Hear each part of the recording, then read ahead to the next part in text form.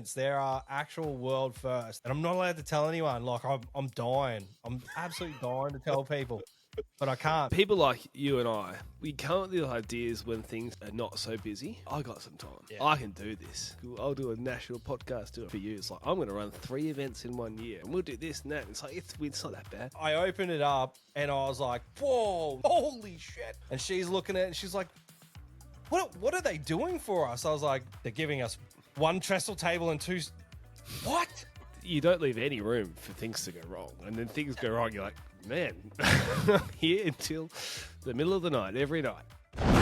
Welcome to today's episode of the Australian Lawn and Garden Podcast. We have crowd favourite BJ back again, the guy trying to connect the entire Australian lawn contractor industry with the Lawn Land Equip Expo. And we've got 2 guys today who are probably biting off more than they can chew, chewing as hard as possible. And I don't know if are you doing a good job of it? I don't know if I'm doing a good job of it. Dude, I don't know. Look at my face. I'm so windburnt from. I was out on the mower all day today. It's been a rarity for me getting out and being able to mow while it's so cold. But yeah, I got cooked today, and mate. I don't know, like I woke up in such a good mood today, like even to the point where like I threw a loaf of bread up in the air and my kids were loving it. And yeah, I don't know what was going on. I don't know, 2 weeks ago and I'm pumped. I cannot wait. Like I'm truly like, yeah, beside myself. Like I've had phone calls today, like more prizes that come across the desk. Like, yeah, I don't know what to do, man. It's just wild podcasting and yeah. Just excited, man. Really, it's been a very quiet start to the season. Like we've had a bit of warm weather, and I reckon there's a few people that are noticing a bit of growth. But yeah, man, it's like I'm just hoping everyone's as pumped as I am. Mate, things have been. I feel like people like you and I, we're ideas guys. We want to try something, challenge ourselves, we come up with ideas when things are not so busy, and you're like, I got some time. Yeah. I can do this, I'm going to, for you, it's like, I'm going to run 3 events in 1 year, and, I'll do a national podcast too, and we'll do this and that. And it's like, it's not that bad. And then it's like, oh, you don't leave any room for things to go wrong. And then things go wrong, you're like, man, here until the middle of the night, every night. That's what I'm committed to. Last night, man, like, it was my wife's birthday yesterday. Happy birthday, Carrie. Birthday. And anyway, so I get up in the morning and we, do a little bit of work, but then we go have brunch as a family. And plan is I'm going to go home at a reasonable hour. I'm going to be home at like 6 o'clock, maybe even 5:30. We're going to have some dinner together, and then we're going to have, I don't know, put something on, and have a nice, relaxed night. And anyways, got this new contract we've been working at, and I get a call from, one of the employees that there's a problem with the walker. He's done 7 passes of the oval, which is 3 hectares. Yep. And he's got to drive it back, and we've got to get this job done by the weekend. So I got home at like almost 8 o'clock after basically doing an entire service on a walker. That required my wife to then reschedule a bunch of jobs. And anyways, happy birthday, Carrie. And got a puncture in the side wall of the Hustler tyre, which means I can't fix it. I've got to get a new one. Oh, man, this just so many things. Mate, sidewall, it's like a 50-50 if it will hold. Oh, I've got a plug. I tried the slime. But then the other thing, I've spent $2,500 this week already on tyres and servicing my vehicles in preparation for spring. And then, now I've got further small vehicles. Can you see? Yeah. Can you actually see the Hustler there on the piss? It's got a flat tire, man. It's like it's doing a wheelie. I literally, I moved all the mowers from out the back here, and I moved around the side and put tarps over them because with that village, we used to have this big village, it's massive. We've had it for years, and we got a bit of an undercut in there. And look, to be honest, I'm not that mad about it because we found that probably wasn't as profitable as it should have been. But yeah, man, we have such an oversupply of stuff now because there was 3 push mowers there. There was two Bush Ranger, one 19-inch, one 21-inch self-propelled, and then there was a battery bush ranger there as well for a couple of little bits and pieces. And yeah, it's not just that. It's like there was a 32-inch V ride there. There was 2 sprayers there. There was 2 blowers there. There was multiple snippers and hedges, and man, I tried to take the fridge too because I was like, nah, I'm taking that. That's mine. But apparently it wasn't mine, so I didn't end up taking it. I was like, straight up, I was like, that's a new beer fridge. It was tiny, little cube. I was like, yeah, that's for me. But now I've just got to buy one myself. But yeah, man, it's the equipment. bite off more than you can chew. Chew hard, see what happens. I think it gets you somewhere in life, though, right? Oh, dude, like, yeah, I've kind of learned over the years, like you're never going to go anywhere if you never give anything a go. Like, who would have thought? Like, I don't know. I was probably like voted the most unlikely to do anything with his life back in the day. I used to brew alcohol and, you know, basically party. Like I was the partier, and I think that is why like I love doing the expo so much because I can kind of throw a bit of that in the works. You know, obviously the day is so big now, like compared to last year. Like, you know, it was a single row last year. This year we've got, you know, quadruple what we had. So, you know, it's a bigger space to control. We've got more staff. There's more like, yeah, there's more things that can go wrong because this is an outdoor event in Melbourne. Like what's doing with that?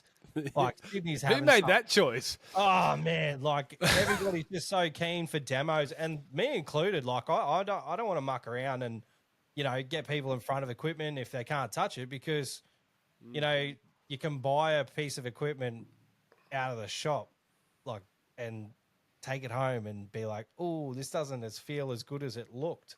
Like you can pick up a whippersnipper in the shop, but you can't rev it, you can't feel the torque, you can't feel the power. Like new operators probably won't understand any of this, but you're kind of becoming in tune with your machines. Like you can hear it, you can pick things that are going to go wrong before they go wrong.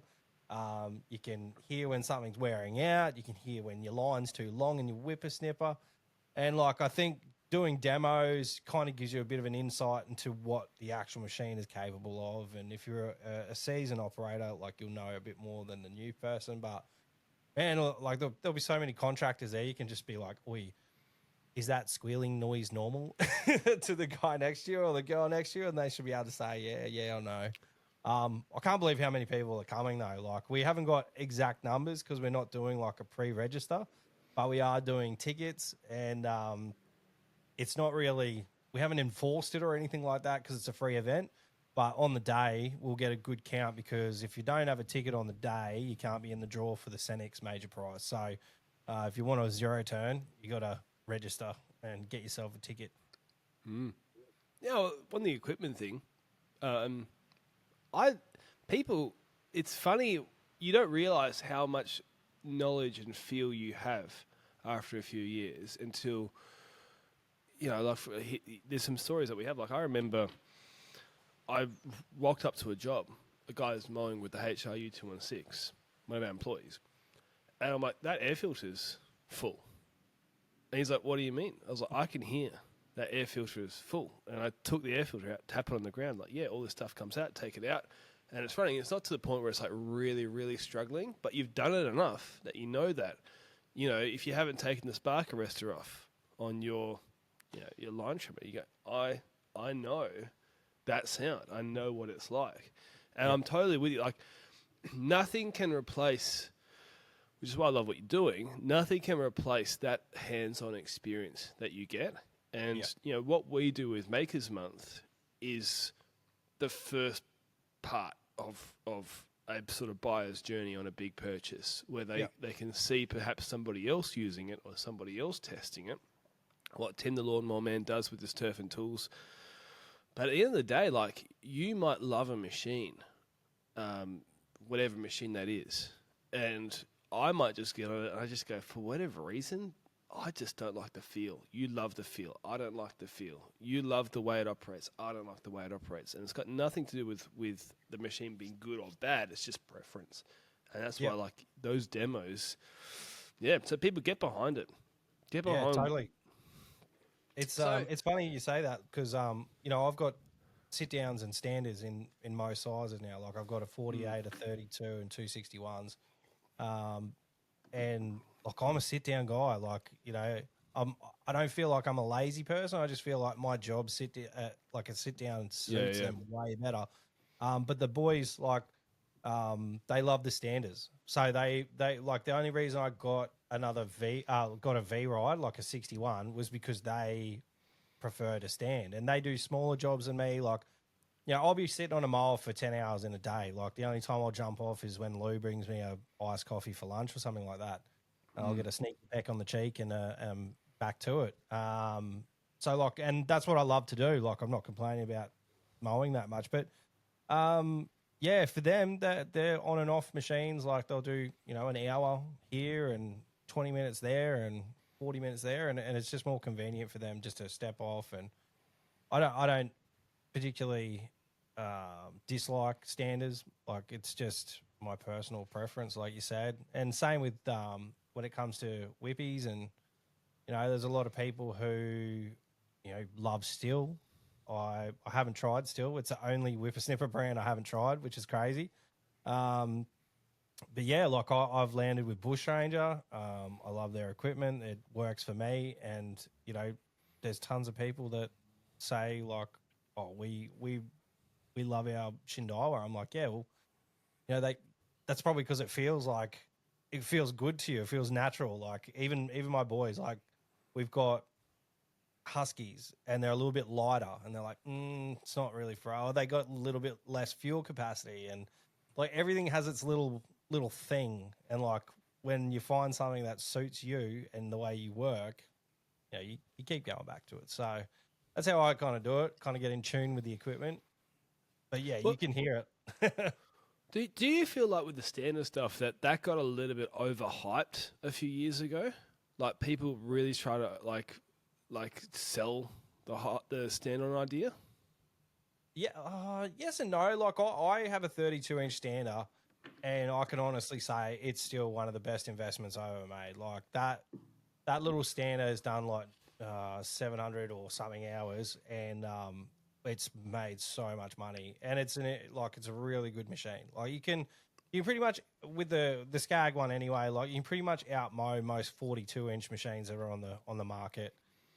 Just because of the speed. And like I use that to my advantage when we were doing bits and pieces and I could put someone on that.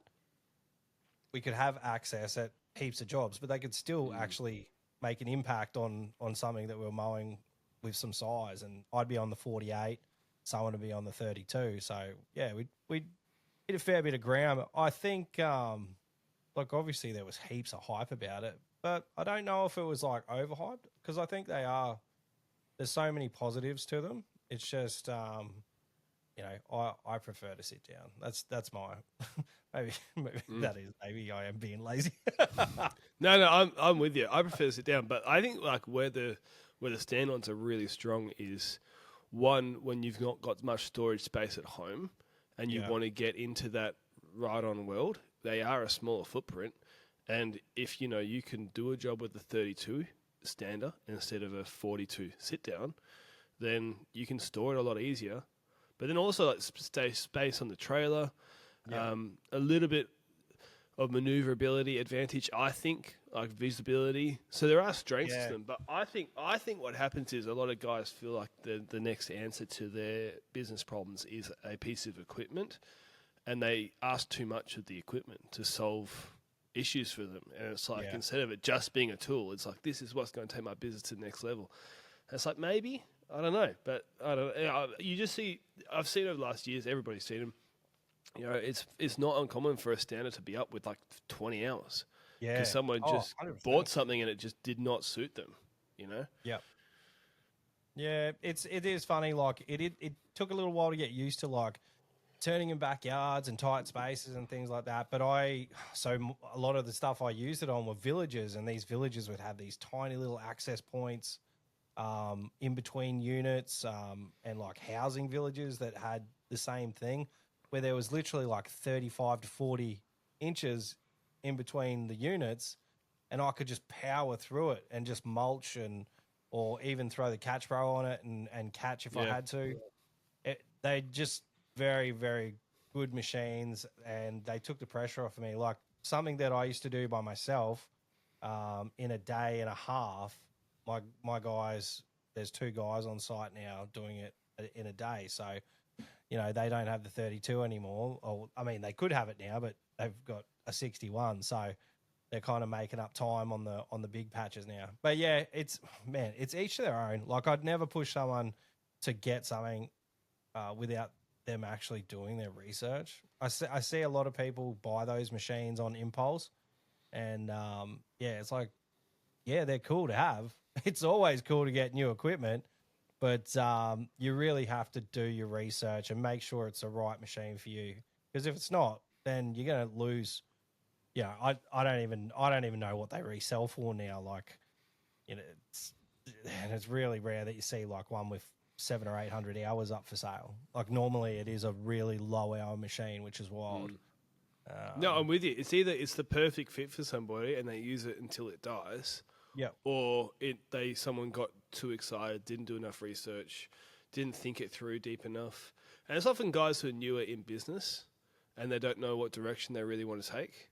And then they, I see it sometimes with renovation equipment as well, like 30 mowers or aerators or whatever. And someone will be selling a top dressing machine or an aerator or something, and it's like it's got hardly any use. Yeah, and you're like, yeah.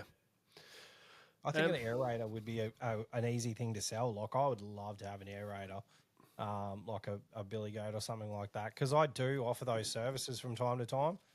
But I just hire it because it is like, you know, it's quite an expensive machine. Plus, I don't have to worry about maintenance when I hire it or anything like that. And I only use it for a handful of properties. So it's it is like all testing the waters, really. Like if you make a big investment and you don't do anything with pushing that investment, then you know it's not going to go anywhere. Like it's so easy where I am to you know, push the wide like acreage mowing and things like that. Like if I go 20 minutes towards the city, like it's quite dense, but if I go 20 minutes the other way, like I'm looking at, you know, 35 to 50 acre properties all day. It's I'm in a really good space where I can push those big jobs. But yeah, like it's always good because, you know, I can have street days and I've got my villages that are closer to the city, and then I can have my big days where I'm just plugging my tunes in all day. And they're an easy area to get into. It sucks when people reach out to me, and I'd love to give them like the perfect, you know, the perfect scenario and the perfect way to get the customers they want. But it's all about like where you are and, you know, how you present yourself, word of mouth. Like you could talk to one person and get nowhere, and you could talk to another person, they can hook you up with 3 acreage jobs. Like, you just never know. That's one thing. Like I probably am pissing people off with saying the word networking, because, you know, you never know who or where your next lead's coming from. Well, what do you find? You're talking about like driving and having a nice day, like listen to your tunes. What would you prefer, like at this stage of business you're in? Would you prefer to have a job that's a little bit more stress, or that's, you know, on the edge of stressful as a job, a bit more work, but the money is killer? Or would you like the sort of the peaceful, relaxed, chill out days, and the money is good enough to get by? Oh, I don't know. Probably the peaceful one. Considering I do have two businesses. But really, if I just had TBL, it would definitely be the stressful Money maker. pocket filler. Yeah. Because I feel like people wane in and out of those. Like you want. Some days you're like, I just want peaceful, and some days you're like, give me high stress as long as I'm making the money, you know, because I can come home and, I don't know, de-stress with Netflix or something.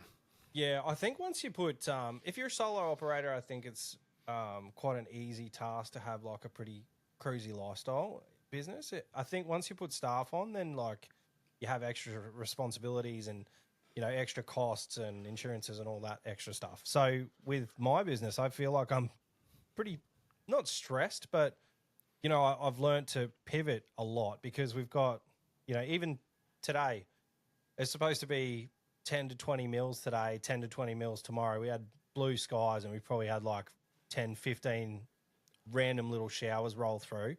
I bumped a 40 cubic meter mulch job tomorrow, and I'm looking out the window now. It's just blue skies. So, did I make a mistake? Maybe, but you know, I can't dwell on it because next week I may have the same issue come up, and you just have to make that decision. And you know, I have one Saturday left before the show, so the boys are happy to do it next week. So I'm cool. I've pushed it to next week. It's supposed to be fine. Never know. The bomb's pretty. I don't know what to call them. Like, you know, they're pretty average. Accurate is not the word to use. No. So unfortunately, that's another thing. Like when you first start out, geez, like calling a day, and like I remember walking out of a movie. It was just so incredible because I'd worked 10 to 11 years of just shit job, and then I was on night shift, so I never got to spend time with my wife. I was either sleeping or working. And then you know, once I started doing this, I was like, awesome, like can't wait for my first rain day.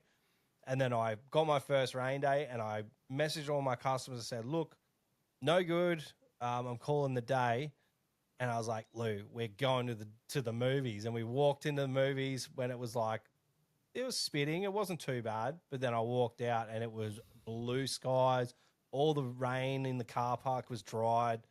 And I was like, oh, God damn. And it's like, you know, you got to make these decisions. But yeah, when you're just starting off, it's a little bit hard to hit that pocket. We don't even look at the weather anymore. Perth's a bit different because the rain's not too bad. But like, we just assess it in the morning. Yeah. And like at some point you got to make a call, but most of the time in winter, which is where we get our rain, we don't really get summer rain, which is like such a huge advantage for running a business. You know, the busiest time we very rarely need to reschedule due to rain. But in winter, it's like typically speaking, if we've got say 6 hours, like I don't care if my guys sit in the car for an hour and a half, you know, not in one hit, but like, you know, if over the course of the day there's 15 minutes here, 20 minutes there, 30 minutes here, and it's just light rain, and it's not getting to the point where you literally can't mow the lawns, it's going to cost me a little bit of extra money in wages and stuff, but it doesn't really bother me, and they kind of don't care either. You know, it's not the end of the world. They understand that's the industry, but I've moved on. From, you know, that's one thing I've changed my mind on. At the beginning, I was like really looking at all the weather. Is there anything else, anything recently that you've changed your mind on, like a way you used to do business last couple of years, you've completely switched? Oh yeah, there'd be a ton of things, like just communication. I was terrible at communication, and with the Expo especially, like it's had to change, and I'm still not. I'll admit my faults. I'm still not like top tier with communication. Like Lou has me covered all the time. So maybe because she's my backstop, I'm a little bit lax still. But communication is one thing that I did lack, especially once I'd established a connection to a customer. So, you know, like I've done the initial work, I've gotten across the line with the quote. Then they're hitting me with question after question after question. I'm like, yep, sweet, get back to the first couple, leave a couple. And then like when I'm going to do the job, I'm like, oh, I'm so sorry, I forgot to get back to you. And I've had to try and stop that because I know that builds a little bit of doubt behind the eyes. And I'm like, yeah, I don't want that anymore, especially when I'm dealing not just with customers, like I'm dealing with brands now that expect like a high end, like they're paying money to come, and I'm like trying to put people in front of them and all the rest. And I know that they expect high quality, it's the attention to detail sort of thing. So yeah, I try and get back to them as quickly as possible, as fast as possible. Sometimes shit slips through the crack. Happened with Jason from Ego. He sent me an email and I completely, like I was working. And I think that's another thing that's cooking me. I have to step back and hard. look at what I'm doing physically and that might take a bit of pressure off the mental side of the game. But yeah, I missed his email, and then like he'd send me a text. He's like, "Hey man, did you get this info for me?" I'm like, "Oh shit!" I was like, "Yeah, all right, sorry man," and I like literally did it there on the mower, and I was like, "Yeah, all done." So I don't think people understand how hard it is to do what you're doing. I feel like I've got an idea because I've sort of done similar things with the small events that we did, but we were only dealing with 3 or 4 clients, and like as in or maybe 6 brands at the biggest event. For a small events, we weren't. It wasn't too crazy. When you're on the tools, and you're doing a podcast, and you're doing a live event, it's like people don't understand. We talked the other day. I did one day on the tools 2 days ago, just weed spraying because I'm a licensed spray technician, and we had to move on with somebody recently, so I'm plugging gaps, right? And I feel so behind on stuff. Like I'm trying to catch up on this, trying to catch up on that, and then I've got a day of spraying jobs, and I just can't.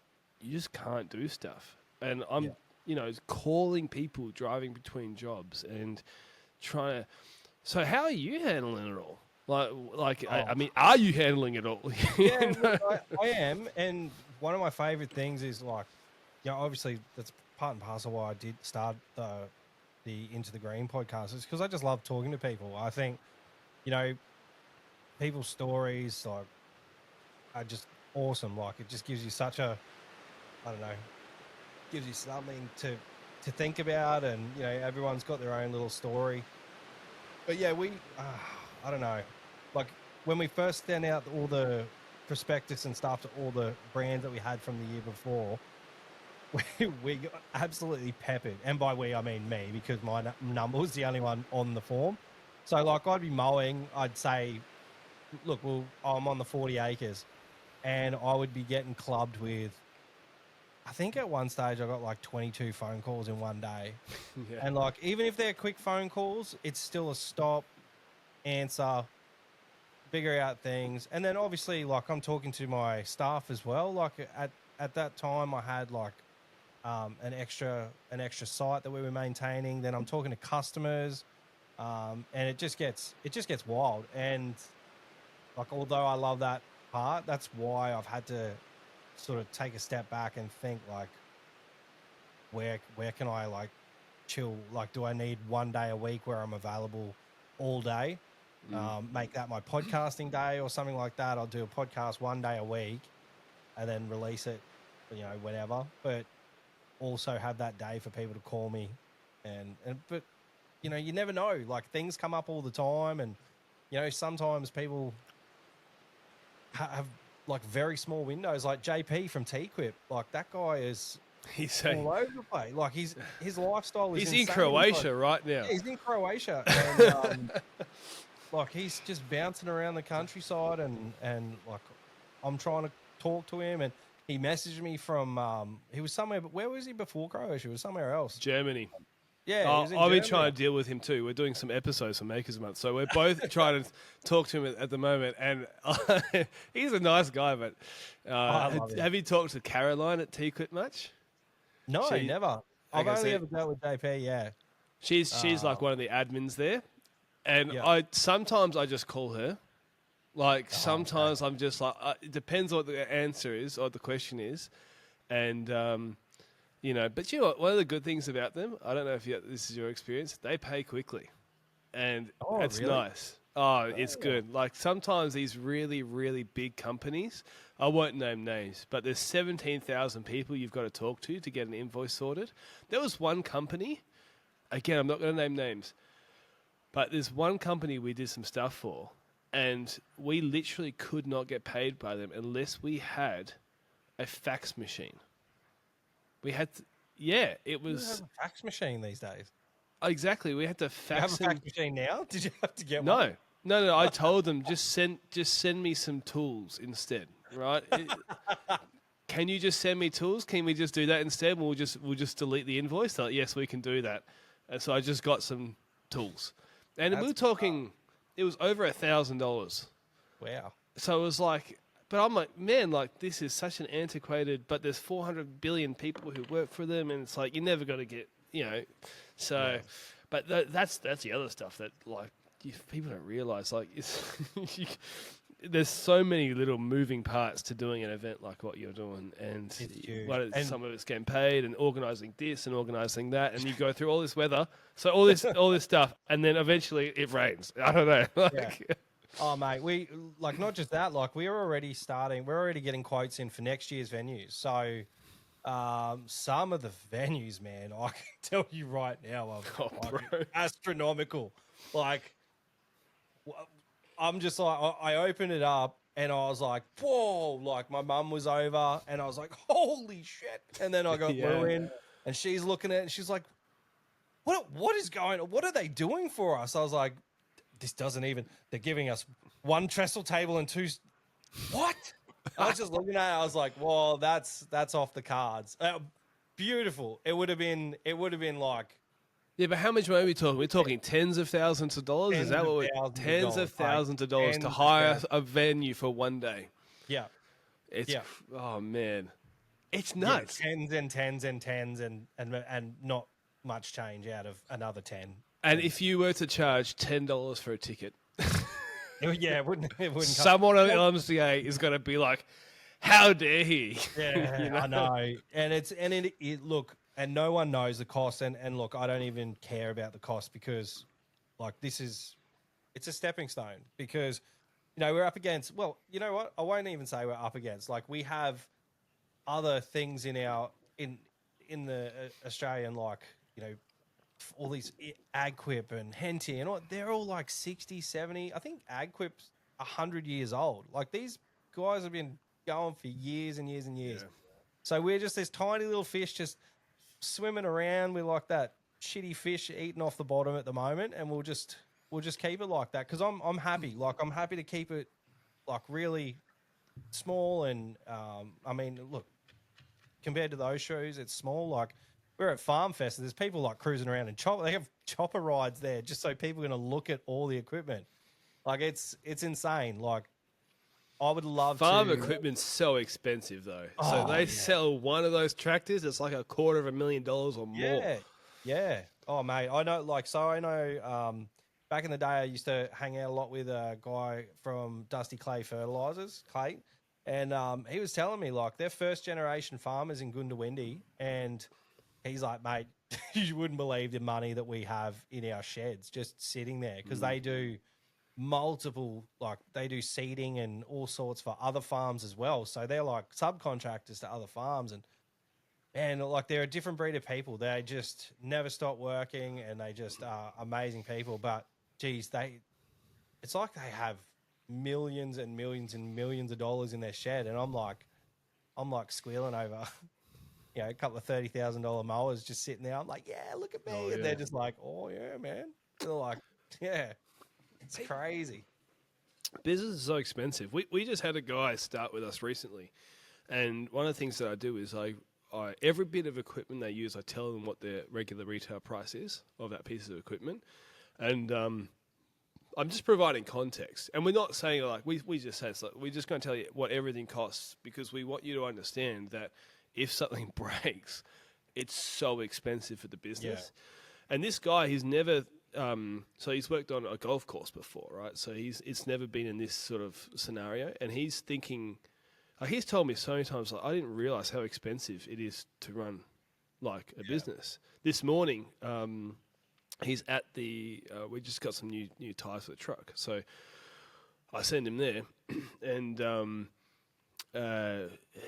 he went there and he got the quote from them and everything, and then he's sitting there the next day waiting for to get done, and he knows it's like we're not replacing all the tires and it's still $800, and it's like it started to click some of the stuff, and I seen it really really good, and anyways he this morning he's made a little bit of a boo boo, and he's the defender rack which had no equipment on it, thank goodness. He's driven the defender rack into the front gate. Like he's clipped the edge. No. I'll go, pause that for a second. I'll go grab it. Hold on a second.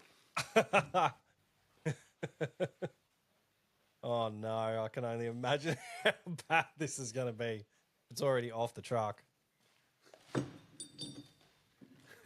Oh, So if you're on Spotify, you can see here's my Defender rack that's broken now. What do you call him, Uncle Benny? yep, Uncle Benny. I'm gonna be sending him an email soon because I need some spare parts. But Yeah, bro, that's wild. what do I have? I have the spare parts because Oh, I've had employees long enough, and I Yeah. know dumb things like this happen. And so anyway, he's literally done it in front of me. He's so embarrassed. He's like, oh, I'm so stressed. Oh, don't worry, man. I have those parts. It's literally just bolt on, bolt off. There was no equipment on there. The fence is not bent or anything. It's totally fine. All you've done is snap this. Let's move on. And it's good. That's the attitude that you want to have. Yeah. But then I was thinking, I was like, how much money do I have in spare parts? And I start doing the maths, and I'm like, I have over, like, I probably have $1,500 yeah, in just random spare parts. yeah. Blades and air filters, and like I got a whole rack up here. You know, so all in those boxes are spare parts of stuff. Yeah. And like I didn't buy them in one hit. I've bought them over, you know, we're 12 years in business in a month, right? So I bought them over 12 years, and that's. But anyway, like it's just expensive. Business really is expensive. And then Yeah, I you watched know, you go, you tell me. Sorry, mate. I watched a TikTok this morning actually, and it was someone breaking down their business expenses in a cafe in Sydney. So very high profile cafe, and they turn over a week around $65,000. So they broke down, and this made me feel so sad for them. They broke down all their costs, like, you know, all their ingredients, their staff wages, their insurances, their hiring, because they hire some of their ovens, and you know, $65,000 a week is their turnover. Yeah. And at the end of the day, they take home in their pocket $1,500, just over $1,500. That would be so incredibly heartbreaking. And they said at the end of the TikTok, this is 100% a labor of love. And I was like, how do you even pay rent how do you pay rent in Sydney? Yeah. Like they're paying more rent for their shop than they could afford to pay themselves. Like that's bonkers. The only thing I can think of is obviously they might have turned into a company and they pay themselves a handsome wage, and that's included in the staff wages, and the $1,500 gets put in the bank every week. But that's still not a whole lot of cash for growth, really. Well, no, what you got to realize as well is like that's profit. Yeah. That's not a wage. So what I mean by that is like you are not guaranteed that every week. No. So you could like if you have the wage and you're guaranteed that every week, you kind of need that. And it's not like, oh well, you also get $1,500 a week profit on top of that. Yep. No, because if you then need to go say do major renovations in 5 years that cost you $250,000, where's that money coming from? It's above your operating budget. I'd had a chat. So I told you we'll get the car serviced. Yep. Literally across the road, a Midas automotive. What do you call it? The service.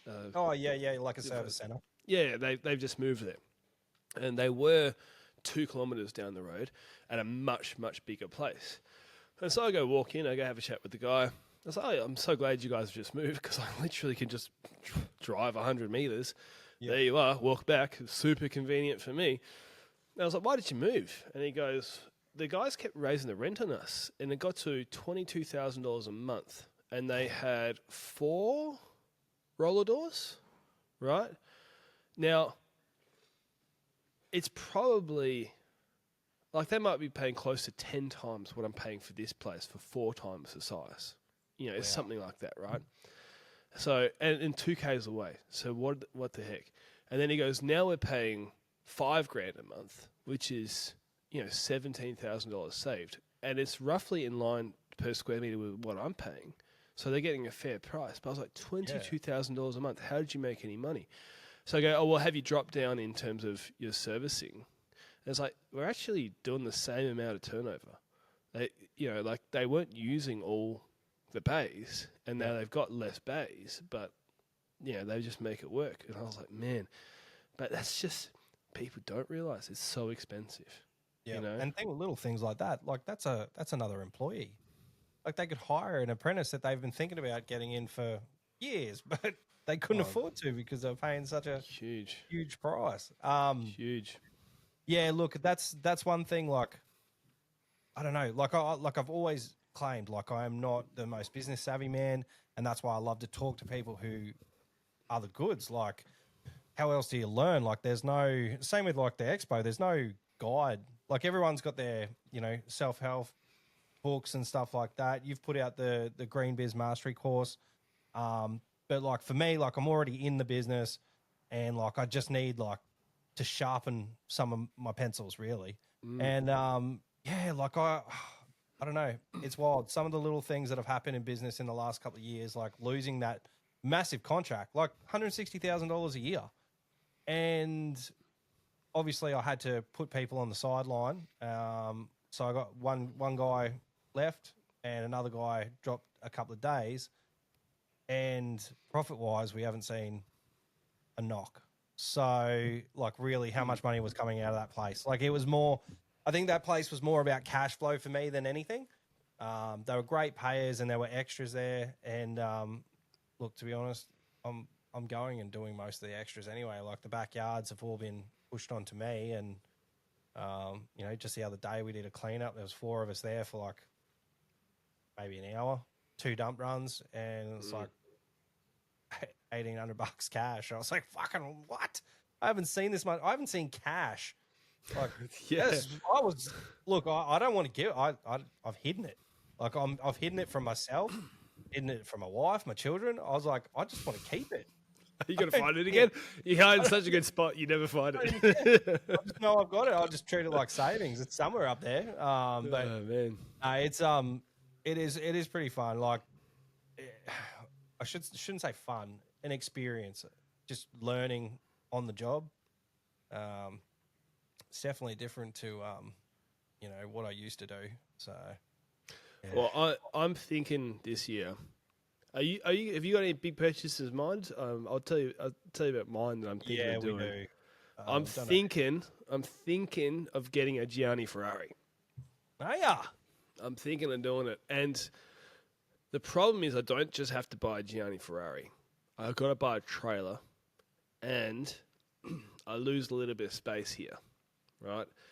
And I'm thinking of I'm not going to get rid of the Walker. I'm going to keep the Walker and the Gianni, which is like, having them on the same trailer. Is that legal? Am I going to get the police going to pull me over and tell me that you're breaking some sort of unwritten law?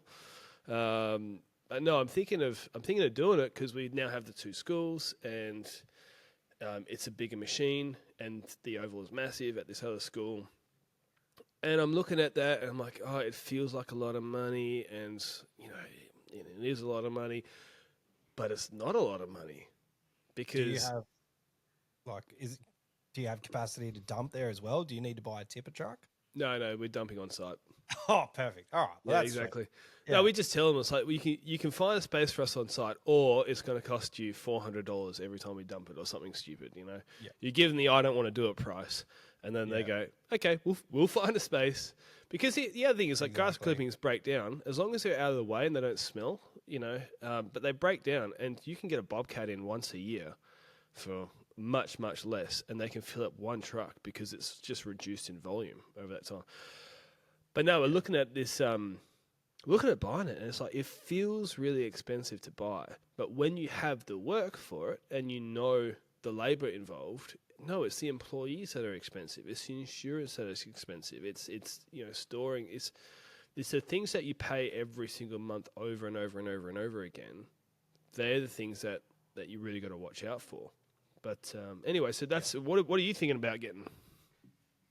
So vehicles. So we've got the 2 big mowers this year, and due to my fancy networking, I've got another contact for some big stuff. So parks, some premium parks in another part of Queensland, and they want a 3-man crew, and so to cater to that, we'll probably end up putting another truck on the road. So I don't know. Like I'm leaning towards a ute for myself. and giving the boys the truck, because I think that I think family wise as well, like I'd probably rather have a ute so I can go pick up the kids, and it's only got it's only a 2-seater, so I mean it's a 3-seater, but when I'm in it, unless I'm in the driver's seat, it's a 2-seater. I could probably fit both my kids in there, but when it's me and Dion and Will, or me, Dion and Josh, or whatever the configuration It's a bit intimate. Yeah. It's a bit intimate. It's a bit smelly. And like If you had a human resources officer working for you, it probably is crossing several ethics lines. I know what being like in a truck with you into close confinement might end up being like. And in summer, like when everyone's wearing shorts and the legs are touching, and you Velcro onto your mate right next to you, it's no good. So you haven't seen your wife all day. You're getting a bit hazy from the heat. All of a sudden, some what do you call it? Illusions start happening. You start seeing some things. The boys start looking good. But I'm just looking at nothing special. Like I'm talking to like Ben Gripsky and Ben Van. Well, it must be a Ben thing, but they're all just like, oh, get a Ram, get a Chevy. I'm like, no. That's not for me. Like I'd love a Hilux, but even I won't pay for a brand new like SR5 or something. They're out of control. Like I might get a secondhand D-Max or something like that. Probably around the 40 maybe ish, 40,000. I've had the Hilux that we've got now. I've had that for as long as I've had my business. So, and it's done an amazing job. I probably shouldn't be saying this. Knock on wood. But yeah, it's been a fantastic vehicle. I just think that I don't want to get that call and say, hey man, the Hilux is on fire.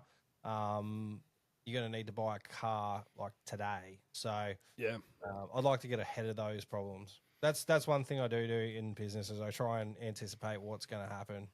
Well, that's another thing. But when you're off the tools, so if you were to get yourself to a position, BJ, where you're off the tools, one of the things that relaxes is those issues a little bit. At least it did for me, because I know I'm handy enough that some issues I can just solve in the evening. And I'm not far from the warehouse. I'm 6 minutes away. It's not the end of the world, kind of like this walker that we had yesterday. And we've kept, I've got a 2009 Triton that's close to 300,000 Ks. The aircon's intermittent, doesn't really work. It's got a couple of dents in it. It's slow. Like you can talk about the problems with it. Yeah. But it runs. And it's never broken down on me. And aircons on a really hot day, that's a problem. But if you have an issue with another vehicle, it's there. And I reckon resale value, it's probably only worth $4 or $5 grand. There's no point in selling it. Keeping it and having it there for something to go wrong. And then I was thinking about it, and I was like, I wonder how many of us have been in that position, because you're not the only. Like last week, I was talking to somebody who's done the same thing. They bought a brand new vehicle because they're a little bit nervous about something going wrong with the vehicles that they've got. And I was like, I wonder if you just had a $5,000 beater ute that could do the job. How much stress would that reduce? And it's a lot cheaper than 40. I don't know. It's just a thought experiment. I think the only reason why I want a newer, like I'm cool. Like I'm not materialistic at all. Like I don't care. My wife's got a nice car, so we have a nice family car. But I don't know. I just think because I'm on the phone so much as well. Like a truck isn't really that good for taking calls and things like that. I need a little bit more space. I run a lot of battery equipment now, like a lot of the bushy 82 volt stuff, and like I'd like to keep it in the back of I'd like to get a canopy, so like I don't have to worry about locking stuff up, and I can just have a little trailer that I roll around, put the 61 in the back, and just have the fuel, and that's it. So, look, I have all these ideas, and then you kind of got to sit down and go, geez, like that is going to take a big chunk of money. And like I own everything now except for my wife's car. So, and we only just bought a new trailer too. Like it's not like I haven't been making purchases, but when you don't make a purchase that impacts your business, like a trailer, we had a trailer. It was okay, but we wanted something new. for the new style of work we're doing. But yeah, if you, I find if I don't buy something that really impacts my business and I see like a big chunk of money like start rolling in from it, I kind of get a bit disappointed, and I'm like, ooh, like, Yeah. do I need to do that? And then you kind of start doubting like the next purchase or the next sort of dream that pops up. But eventually you work with what you got. Like the one thing that I don't really ever regret is you know, buying that truck. I have to admit, like That truck, those trucks, we have the same truck. They are Yeah. amazing. no good when there's a bump. Like No. Yeah. You are going up in the air. You are getting vertical if you go fast enough. But yeah, look, I like, and it's look, wet grass is a bit of an issue too. When there's nothing in the back, you kind of spin the wheels a bit. But that's kind of fun sometimes. But no, like the truck will, I know it'll serve the business for a long time, and it's comfortable enough. Like it's robust enough. You can carry a lot of stuff with it. It's good towing capacity. So cheap. Like I got it at a really good time, and that's why I keep saying, like I hope that interest rates can come down a bit and people can get a bit more confidence in, and in what's going on in the world, and they can purchase things to make their life easier because, it's not all about finance, but What do price did you get yours for? like I got it for like 60 something, maybe like low 60s after everything was sorted. But I got like 3 years servicing, 3 years, 6 years roadside, no, 6 years warranty, 3 years roadside assistance. And yeah, it just, what else did I get? I got some other bits. Did and you pieces. get anything custom on the back? No, I just got a tow ball and that's it. But I am actually having a custom ramp made right now for it. Yeah. Which is just going to be completely a waste of time if we do the swap because the boys need the trailer. But in saying that, the one that I'm getting built will just snap straight onto another truck if I get one. So Yeah, exactly. it's actually like a winch, like a ramp that's driven by a winch. Ah. So it's an electric ramp. Yeah, I've actually got someone just freshly design it, fresh eyes. I thought I've tried to ask people, can you build me a ramp? Can you build me like an aluminium ramp, or can you build me this or that? And I've got a friend, and he's like, look, I'll have a stab at it. So he's made this massive. It's massive. It's a huge ramp. It's probably an overkill, and he'll probably change some things. But man, he's a craftsman. Like he knows his stuff, and he's done such beautiful work. I can't wait to show it off. And yeah, he's like, look, it's going to be heavy. We can put a spring system on it, or we can do a powered winch system. And I was like, let's just power it. Why not? Let's give it a go. Like I haven't really seen someone with a powered winch rear tailgate. It's something new, so let's do it. See how it goes. So yeah, it's underway now. It should be all mounted. He's going to take my truck while we're away. So by the time we get back from the show, I should have I should have something new to show off. Yeah. Yeah. No, those trucks those trucks are just the Isuzus. I've not used a different brand, but the Isuzu ones, like you have, what people don't realize is they are shorter than a ute. They're wider than a ute, but they're shorter by about 20 centimeters. So not like nothing crazy. But they're shorter than you, they're wider than you, and you're almost got twice as much space than a single cab. And like we said before, if you're absolutely desperate, you could fit a third person in there, which is, again, you don't want to do it 24/7 unless they're children. You can comfortably fit two. You can fit both of my kids in there, no worries. But but no, like it's like for me as well. The other thing that's underrated. People, if you're doing, let's just stop here for a second. If you're a small business owner and you're going to purchase a car, don't just think about the cost of the vehicle. Think about the cost of the fuel week to week. Because if you get a vehicle that is, let's say, paying $2 a litre for fuel, and you're saving, say, 30 litres a week because you're doing so much driving and so much towing, I'm making these numbers up, but that would be $60 a week that you're saving. And so people will go, oh, I won't get this, I'll get that. And I have literally I have a 2022 Hilux petrol, I have a 2021 Isuzu that's diesel, and the small Isuzu truck was more expensive to purchase, but basically cost the same in terms of running because it's less on fuel.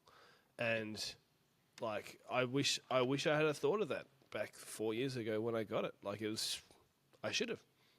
Yeah. But No, most totally people agree. don't think about it. No, so I totally agree. I got a 2009 Hilux that's dragging a trailer. Like some weeks, like just our unleaded bill is like $1,500. Like Yeah. that thing chews fuel like no man's business. Like the truck is, I fill it up every 2 weeks, and it just keeps going and going and going. I don't even know how many Ks I get out of it. It's a lot. Like I haven't actually, because it's always either loaded or unloaded. I've never really, spent a full 2 weeks with the truck with exactly the same weight on it. So it's never consistent. But another thing that people probably don't think about when it comes to trucks versus like a ute and trailer is the weight when you're going through like a weighbridge at the dump. Like I can fully load like tons and tons of stuff on, and I'll go in and I'll still be under the 4.5. So in Brisbane, I don't know what it's like around the country, but in Brisbane, once you go over 4.5, you're a heavy vehicle and there's this massive charge slapped straight on it. But because I'm under all the time, like if we do big cleanups, I'll just unload everything off the truck and we use that to dump because I can use vouchers and like it just doesn't cost anywhere near as much as it would if we fully loaded the ute with all the rubbish in the trailer. Like it goes through and it's like 4.5 on the dot, or it just creeps over, and I'm like, oh damn. So and I'm just googling some tow ball capacity. I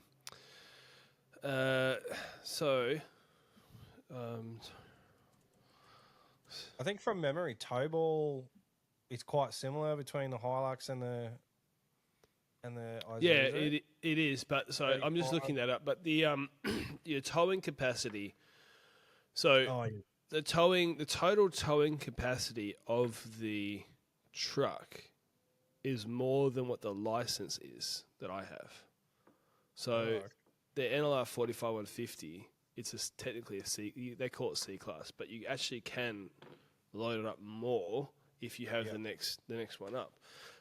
We have never ever gone anywhere near the edge of that capacity, whereas you do have to think about it with the I think it's a total of 8 tons. I'm just making it up. Well, it's just memories, people, but Google it. But anyways, neither of us getting paid to say this. We should start charging. We'll send some invoices to Isuzu soon. I did have an Isuzu stubby cooler I should have been swinging. I got a couple here. I got too many stubby coolers over here. They're not coming to the show this year, but they need to go next year, I think, right? Yeah, we reached out to a few brands, and look, again, like I always say, it's all about credibility. So we reached out to Isuzu, Hino, LDV, Musso. Like we reached out to brands that look might resonate. Like I don't think Hilux is going to come, like Toyota and a few others, but like those other brands that really are hitting the price points or they're hitting the versatility, like with the trucks. I thought they would really jump at it because, they are I am looking at one of the high end LDVs. Like they've brought out a new model just recently and it looks pretty cool. And there's mixed reviews about their product, and I don't know.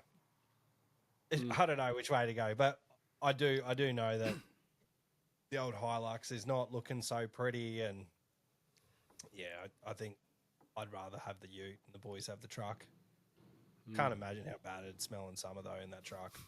It smells bad enough just with me in there. Oh dear. Like a bathhouse. Yeah. Talking back to the show, what's the thing you're most excited about seeing yourself at the show? It's the people. Honestly, like as much as I love the equipment, it's honestly the people that make it what it is. So, like I haven't haven't had a show yet that I've been to where I've actually jumped on a machine. Not one single machine have I touched. All I do at the show, and if like you'll see me, I'll come past you. Like obviously you're going to be there with Moquo. You'll see me just pacing. I'll come past and make sure you're doing good, and I'll talk to all the contractors around, like talking to you. And yeah, I'll just do laps, and by the end of the day, like I'll have no voice. The networking night will be hard. Everyone will be like, "What is this guy like? He's been kissing too many people today." I'll literally last year at in Melbourne, I lost my voice completely. It was ridiculous. So, yeah, it's 100% the people. The people in this industry are just amazing. So yeah, that's me. Like obviously there will be some cool stuff there, and I'm excited to see what people bring because there are some world firsts coming. I can say that with the utmost confidence. There are actual world firsts that are gonna people aren't expecting, and I'm not allowed to tell anyone. Like I'm dying. I'm absolutely dying to tell people, but I can't because and they didn't even tell me specifically. Like you cannot tell people. They said, "Oh, just keep it on the DL." I'm like, does that mean no one, or does that mean like just like close people? But yeah, I know. Like, can I tell yeah. Luke? But he happens to be recording at the same time. Yeah, exactly. No, I nearly told Luke. He was the one that was recording. All right, Yeah. Blame it on me.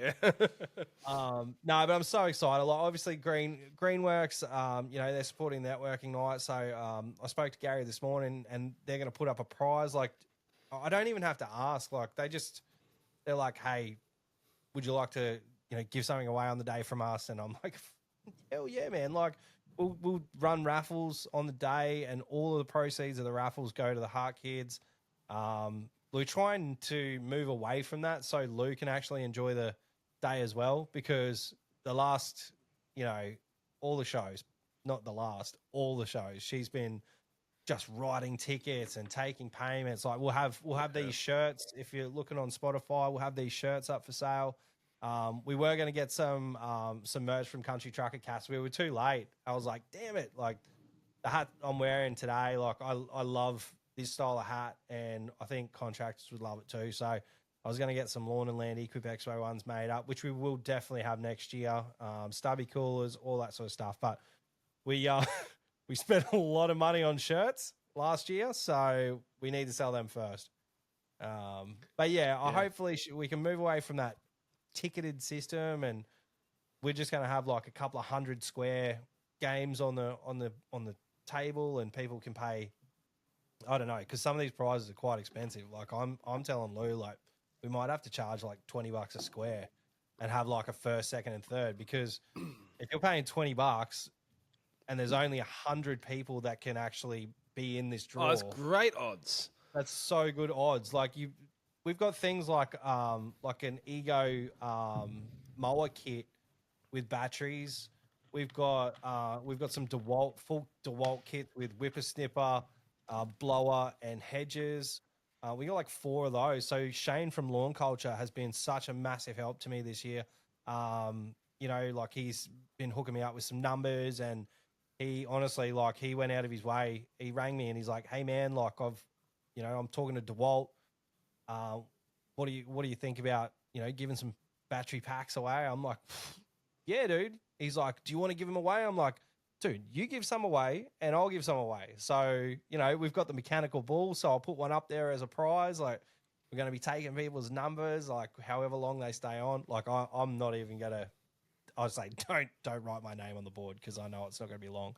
But apparently Lindsay from the Doldries, she's apparently a cowgirl from way back, so she's going to have a good crack. And it'll just be good to see people walking away with some cool prizes. Obviously, the Senix prize is the big one. But yeah, Shane from Lawn Culture is going to be giving away his major prize for August as well. So yeah, Greenworks and him are getting together and giving away a bike, a buggy, and or a mini bike. So I kind of want to be in it. And but yeah, he's made that free for people to enter. Yeah. So they've got the green pass now. So why not? I'm going to enter all the kids.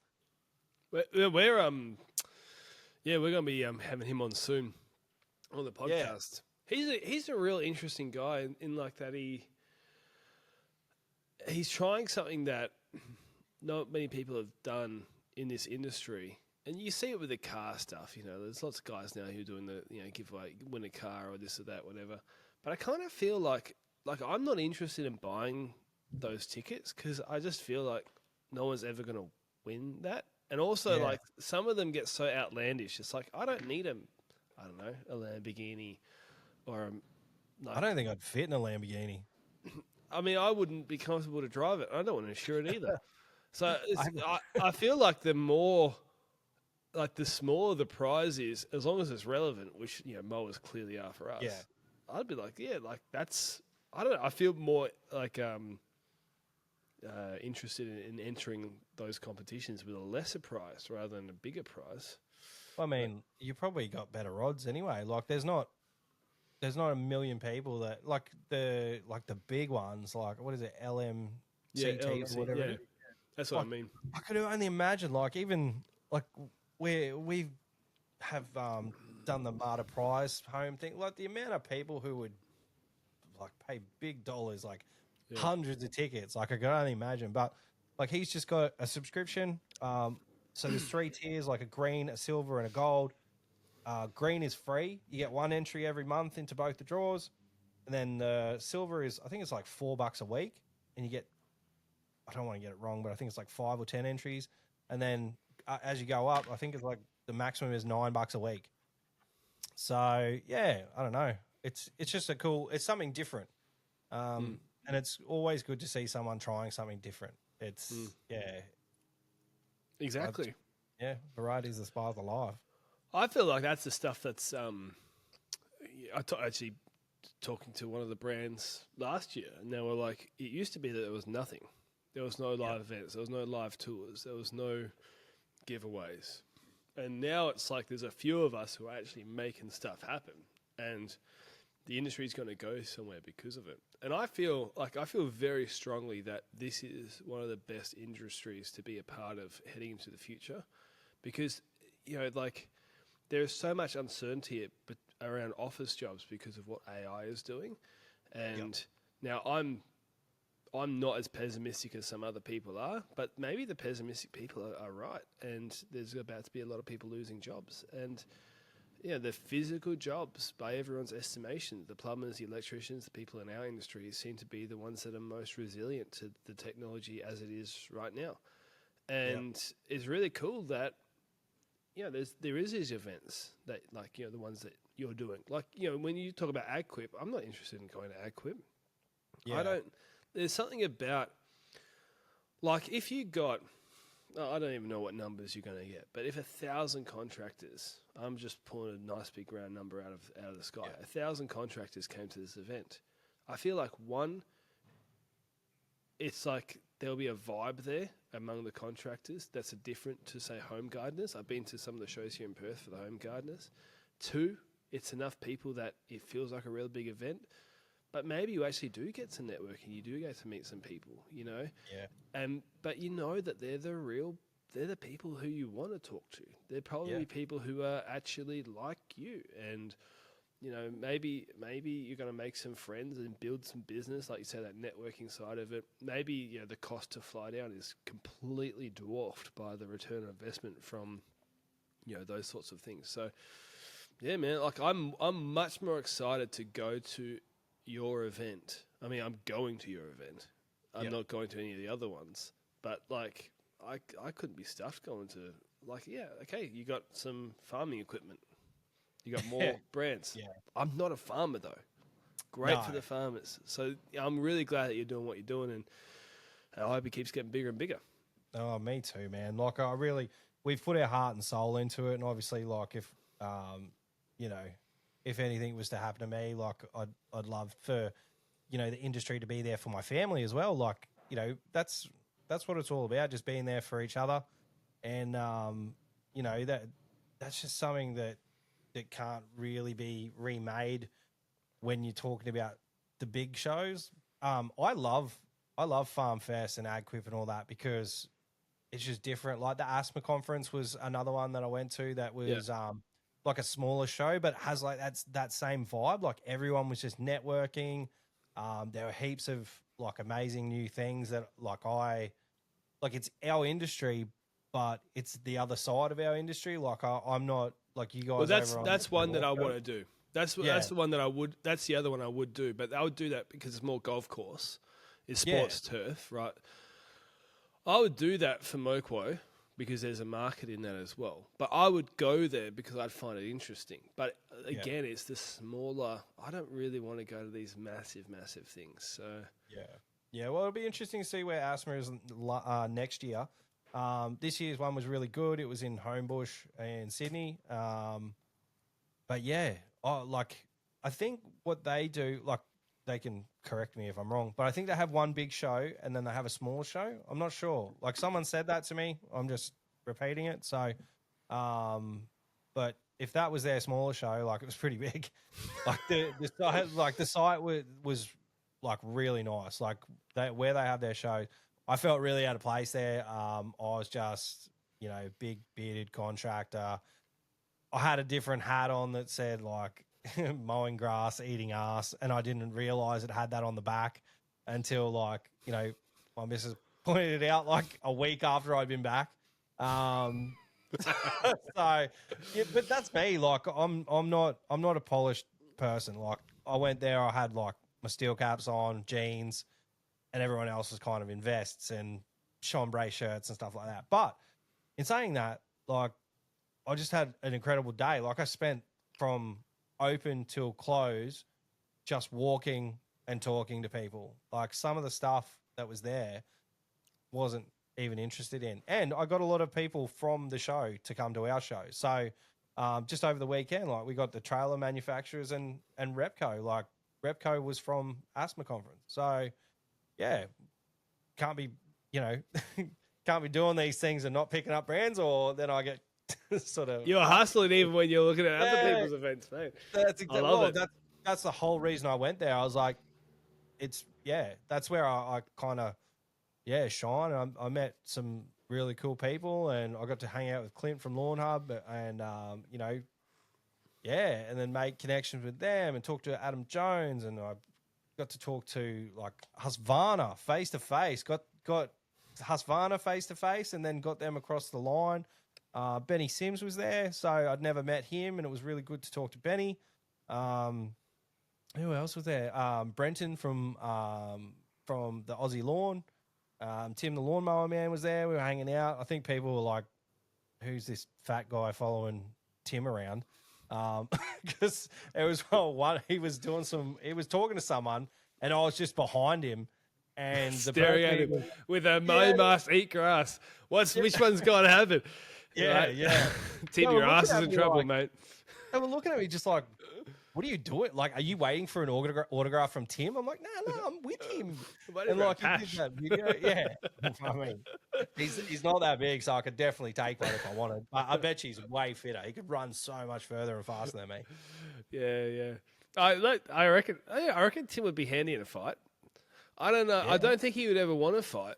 I think he'd really be good at diffusing it. He's not an aggressive guy in any way, shape, or form. But there's something no, about a firefighter. I reckon he's up for a fight. Do you know what I mean? Like he doesn't want to fight, but someone who's taken on fires, he's up for it. yeah, And that's what you need. When the going gets tough, you need someone who's good in those situations.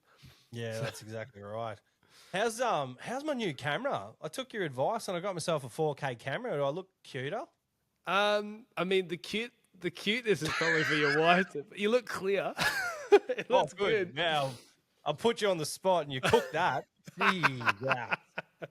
I'm a married man. I'm sorry. I can't. Yeah, fair enough. I don't want Hey, to. I got a surprise for you. I got a call through from Bobby Big Pickle. Oh, Do you want to hear it? It's not too bad. It's not a bad one. But the last time I tried to play one to Joel from Install, it didn't work. So if I press play, give me the thumbs up and tell me if it works. All right. okay. Go. All right. This is Bobby Big Pickle. Seems like he's in a pickle. Bobby, a big pickle. I'm in a bit of a, one would say, pickle. I've had to sack my offsider. he's slapping my ass every time I bend over. Now, let's get this straight. The big pickle is not that way inclined at all. But it's fucking starting to rub off. And I've had to get rid of him, and I'm on the hunt for a new off-sider. So if you can find one that may or may not slap my ass, it would be great. That's Bobby. That is Bobby in a nutshell. It sounds like gonna be there. he wanted an offsider and he had a backsider. Yes, he does. Oh, yeah, that's his problem. He's the backsider. He wants an offsider. So Bobby's coming to the show. In a big He's coming. I was going to say, if he's got a big pickle, I'd be worried about somebody. If he's bending over, that's the problem. He's slapping anything around that area, and you might be getting something you weren't intending to get. No one knows who he is yet. He's had a bit of beef with Leroy, but they've made up now, so he might even be on the Leroy wagon. So those boys that are coming down from all the way up at Harvey Bay on that bus, good on them. I was speaking to Robbie from Bonsai here in Brisbane right before the podcast, and he's like, he's, what, like this is an example of the kind of community we have. He reached out to me and said, look, I'm checking in to make sure you don't need any help before the show up here in Brisbane to get your work done before you go. Like, what other industry do you get people calling you and you're trying to throw a helping hand at you like that? Like, that's amazing. Like we're covered. So I said, no, we're all good, man. But he's on the bus, on the Leroy bus. So they've all made jumpers, and that's epic. It's wild. Can you imagine where this would be in 10 years? Honestly, I can't. Hopefully we have some more staff, because it's legitimately Lou and You I couldn't doing last everything. like that. Yeah. No, you'll make it. You'll make it for sure. But can you imagine, like, maybe not even 10 years, 3 years, 5 years? Yeah. You get some traction. Like, this is number 3 for you, right? 3rd year in a row that you've done it. Yeah. Yep. And man, like we talked on the phone. Like, you obviously guys, you took a break with the podcast and you were doing skull sessions, and we're 2.5 years in on this podcast, and we're really starting to get some traction now. And I'm thinking, like, where will I be in another 2.5 years? Like, it's really tough. It's really tough to do a podcast in the early days, because there's so much labor that goes into it. And eventually you get some sponsors. You can afford some admin help, with the editing, and eventually you start getting somewhere. And I can see the same thing happening with you and this show. Like, you're doing everything on your own, but you get some momentum, and all of a sudden, you start actually, getting ahead, and you get some great locations, and now you know the things to look out for, and people, like, I can just, like, the things like those buses, like, there's going to be so many people who are going to be like, oh, I'm not so sure about going on a bus, I don't really know, and then some videos are going to come out, and people are going to go like, that looks like the best time ever. Yep. Next year, there's 3 buses from 3 different locations. I don't know, I'm making it up. But you get, and then all of a sudden, it's like that becomes a thing. Every city, there's a shuttle bus from Perth to Darwin to wherever, and you tell me. Look, I'm encouraging people to come up with their own thing. Like, Leroy is such a creative dude. Like, he messaged me the other day and said, look, what I'm doing is I'm going to be recording all the way down. We're going to be talking to the people on the bus, and I thought, because I'm going to be doing the show, he's like, I'll give you the content and you can put it into a podcast. So he's going to be doing interviews with all the people on the bus, and he sent me a logo and everything, and he's like, we're going to call it Into the Brown.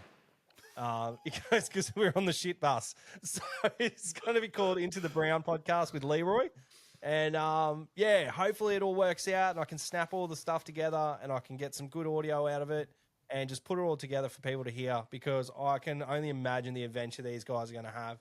And that's what life's all about. I feel like stories, and hearing other people's stories, creating your own stories, like life's a big adventure. You never know what's around the corner. So, it's just I am excited to see what happens on that bus, though. It's going to be nuts. I think it's the sort of bus I'd like to see what happens. I don't know if I want to be there when that happens. I'm not sure. Yeah. We'll find out. But I'm very curious as to what goes on. Oh, I want to tell you. Okay, here's what we're doing. I can't remember if I told this last time on the phone, but this is the first time publicly I'm saying this. We're fully committed to this show. We are bringing. We got 2 of the software engineers from our team who are coming. So if you want to come to the Moquo booth for the Lawn and Land Equip Expo, we are literally going to, like, you can ask all the technical questions. You can get a proper run through on the app. We're going to do our absolute best to actually show you how it works. We are very close to having our next couple of pages released. It's not easy to do, but if we can, we will hopefully have released some more ways of quoting. So not just mowing, more services by the time the Expo comes out. But we're also not just taking 2 software engineers and myself. We have 2 camera operators because we're filming some other stuff. We're killing multiple birds with one stone. But we're going to have 2 camera operators there. We're going to have full mic setup, and we're going to record podcasts at the show with people. We're going to record a whole bunch of mini eps. So essentially, every single person who comes to the show is welcome to record a mini ep with me. We're talking probably 5 minutes per episode, and we're going to bunch them together and create a sort of Lawn Land Equip Expo best of. Yeah, so if you love the podcast and you want to be a part of an episode and you've always, like, I don't know, you've got a great story, all that sort of stuff, come down. There's a mic. We're going to chat. There's going to be a camera on us, and we're going to talk through the best stuff you've ever done in the industry, great stories about whatever. Tell me, I mean, Bobby Big Pickle can come and talk to me. See if he's got Leroy.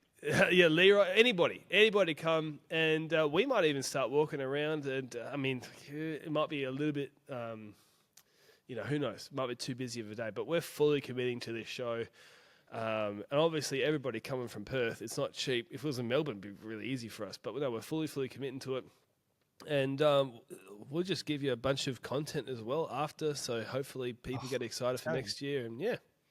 Yeah, we've hired a professional videographer and photographer for the day. It is like, this is our year to get content. But yeah, I'm just so excited about all the different things that are going. Like, Gary will probably do the same. He wasn't going to come, and then I saw him. He bought a networking night ticket, so looks like he couldn't hold back. Couldn't resist. He was like, "Nah, Gary Ashton." Yeah, he's got to come. Like, he's got to come. He was like, "No, I can't go to Melbourne twice in a year." I was like, "You'll come." Yeah. Sounds bad, but oh, mate, like, this is like, I believe in what you're doing. I think this is the thing that, hopefully it'll be the place to be. I mean, it is already the place to be, but hopefully it'll be recognised by everybody as the place to be. And you're going to go there at least once in your mowing career, if not every single year, if you can afford to. Yeah. What are the challenges you got? Have you thought, because I wonder if this is the peak time that you could do it, because it's basically the last weekend before spring. Yep. Obviously, September hits and no one's got any time to even, breathe sometimes, it feels like. But that's when the weather's good. Yep. Winter, everyone sort of forgets about business and life, and they're on holiday mode. They're taking time off, and unless you're new in the industry, you're hustling trying to just make ends meet. But most of us who are established, that's our time to sort of wind down, relax a little bit. So do you think you'll keep it around this time of year every year? I think we will. It just for the pure fact that, like, I'm quiet, like TBL is quiet, which means that everyone else is quiet. The industry's at a bit of a lull. Like, everyone's quiet. Dealers are quiet. The end of financial year sales are all done and dusted. And yeah, I think that's why, like, we did ask the question, do you want us to have the show before end of financial year? And you could run your end of financial year show, like show day specials. And they're like, no way. Because if they're taking, like, dealers especially, if they're walking away from their shop on a Saturday before an end of financial year sale, it's not good. Like they can make a lot more money through their shop, especially brands like Kubota and like, they sell multiple, different machines into the industry. So, they could come to my show and sell a zero turn, but they could have been at their shop selling 4 mini excavators. So I totally accept that. And look, the way the show will move and be shaped is with feedback. So we looked at last year's feedback, and sometimes we're going to get the same questions over and over again. So last year, one of the big things was it was too long of a day.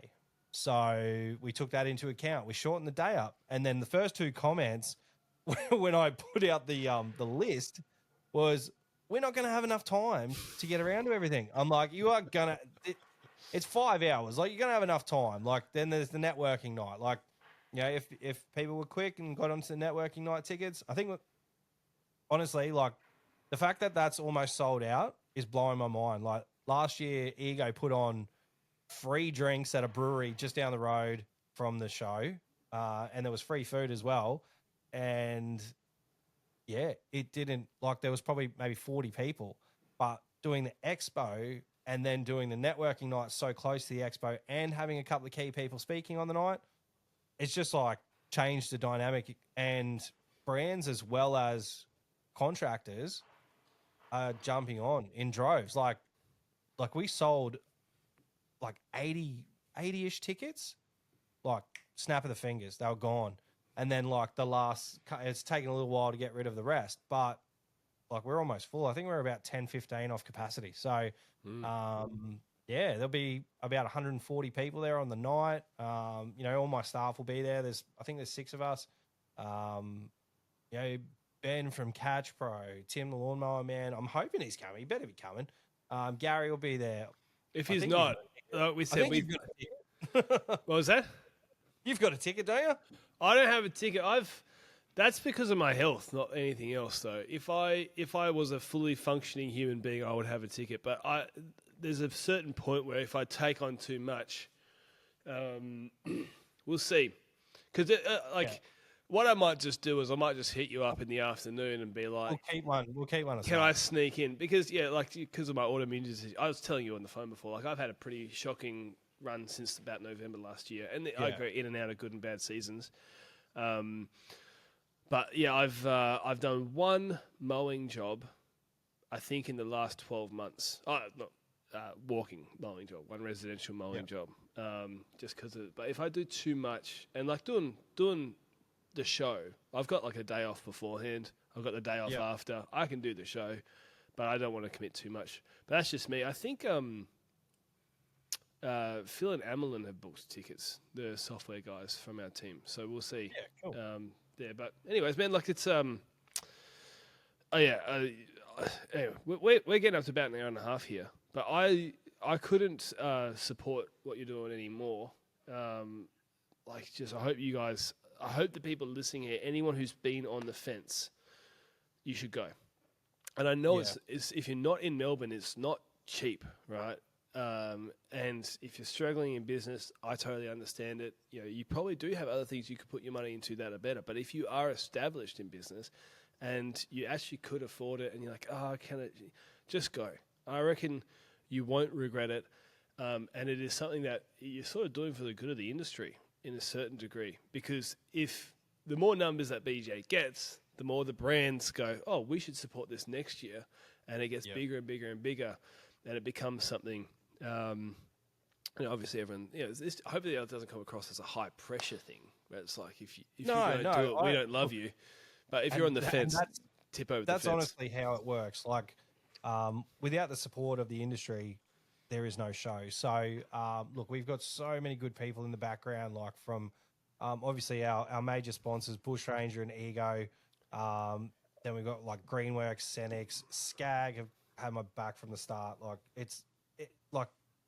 I don't even know like where to begin thanking people.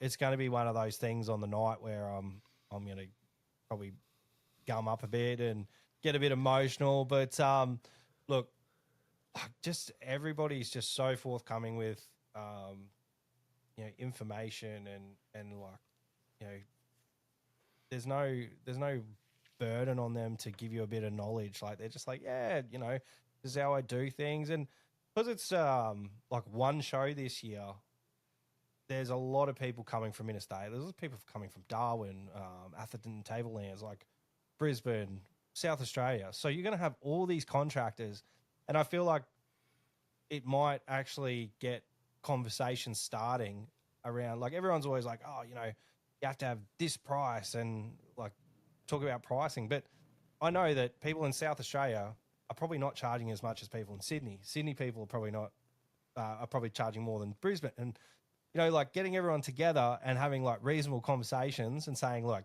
maybe there isn't like a benchmark for all of us. We're all different. And like just getting to know everyone's differences and how other businesses operate in their territories. And yeah, and look, having the support from gyms too. Like I was on the gyms podcast, and then I did a sit down with like 200 gyms guys and Mitchell from, he does like, he looks after a bunch of New South Wales, and Dan Cahill. And like, yeah, they were really receptive. Like, and a lot of people in, like they didn't know about the show. So it was really good to, you know, get a whole new group of people that are potentially going to come along. Like it wasn't even Melbourne people. They're New South Wales and Queensland and, you know, Northern Territory and that. And there's legit already been people saying, oh, we're going. So they're coming from outside of Melbourne as well. And I do agree, like everything, it's a cost. But, you know, if you're cheeky, you want a cheeky weekend away with the missus, it's a really good way to be like, hey, we can do this. And everything's tax deductible. Yeah, there we go. Honestly, like, it is a good way to write a little bit of cash off. Unfortunately, it isn't before tax time. So, yeah, it's a little bit off for that, but it's a good start. And I think it is nice. I think, you know, these are all family businesses at the end of the day. Like, I think, like, we are going to move the show towards being a more family orientated, you know, show, and having little things for kids, and potentially saying to the brands, hey, we're going to say, you know, it's a family event. Bring balloons and stuff to give away to kids. Like, you know, get them hooked early. You know, there's no better example like Skag. Like they made gibbets for Crocs, and they always have balloons, and you know they just always have like the best little giveaways, and my kids love them. So yeah, hopefully like it's all learning. Like it's all learning to see what people want, what they don't want, what will work, what won't work. We have a little black book that we started when we first kicked this year off, and it's filling up very quickly it's full of like no-nos and doo-doos. So, yeah, it's pretty wild. Well, mate, I'm super supportive. Like I couldn't recommend it enough. People get on board. Get on board with Into the Green as well as a podcast. Oh, yeah, come listen to me talk some smack for you. We're not competitive. I like Wait, give us one of your sponsors, eh? give us. Hey, I told you. Like, people, sign up to Moquo. The more of you sign up to Moquo, we'll have money to sponsor BJ, and that'll help him. It's a big circle. What happens to help him get an editor so he can then not like die in a heap under the entire workload of running a podcast and a business and a show, and that gets more people going on. I'm good with editing when it actually works. Like I've had a few podcasts lately that, you know, I've had internet issues with the other end, and then I've had an issue on this end, and then, mate, it is like, it's a battlefield when you're doing things online. Like I love the face-to-face. Like, the one that I did with Clint, and it was so good. It was so chill. Cracked a beer. He's coughing all over me. I'm coughing all over him. And it was like, yeah, it was different. So, yeah, that's what we used to have with the Skull sessions, I think. Yeah, but that's my dream. If I had enough money, I'd fly people. We'd have in-person stuff in Perth. We'd get some cool stuff going. But yes, I don't have, $3,000 every episode to afford flights, accommodation. Exactly. We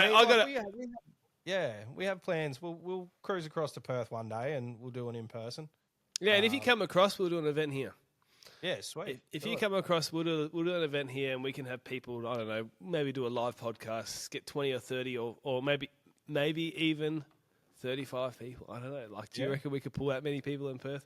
Maybe. You think I'm that popular? I don't know, man. I don't know. We could smash it out of the park. I'll wear my beanie. That's 36 people at least. I know.